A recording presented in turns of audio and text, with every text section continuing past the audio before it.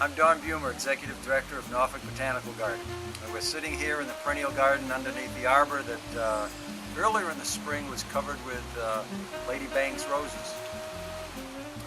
The garden was started back in 1938. It was part of a WPA, Works Progress Administration grant that was initiated during the Great Depression.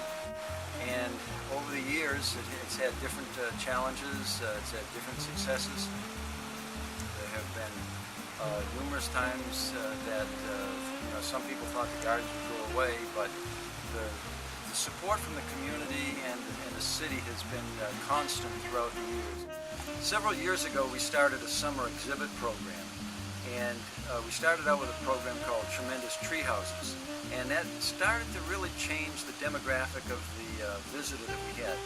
Prior to that time, most of the visitors were older individuals, and older being a relative term certainly, but we didn't have many children coming into the garden.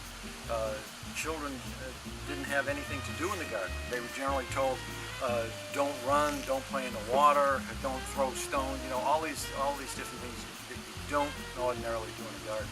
So we started a program for children, focusing on children in our summer exhibits. We had Tremendous Tree Houses, we had Treasure Island, and that was all leading up to the opening of our World of Wonders Children's Garden. And that's just a fantastic place for children to come. They can learn about different biomes around the world. They can play in the water. And so we had that as a summer exhibit one year. Now that's open all the time. This year we've opened up Enchanted Storybook Forest.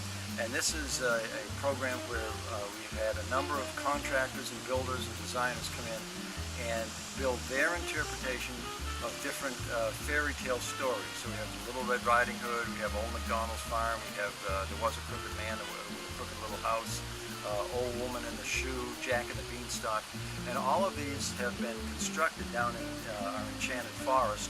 Then we have a lot of programming going along with it, storytelling, reading of stories, acting out of different programs. We're going to have a Mad Hatter's Tea Party.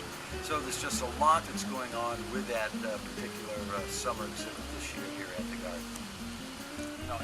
Trying to pick a favorite garden or a special garden, you really have to base it on the time of year and what's in bloom. And the garden changes regularly. So if you really want to see the garden at its best, you have to sort of visit every 2 weeks to see the changes. Now, most people can't do that, but if they visit once each season, and then probably a couple times during the spring and summer, they'll get to see